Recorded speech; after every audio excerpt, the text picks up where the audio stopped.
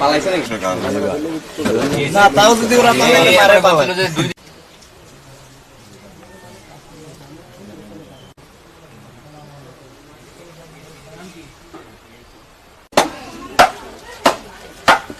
এই ভাই তুমি একটু ধরো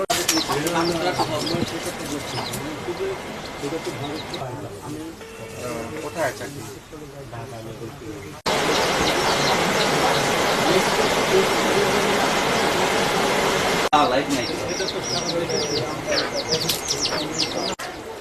এটা দিয়ে জ্বালায় রং দেয় এটা কিন্তু রং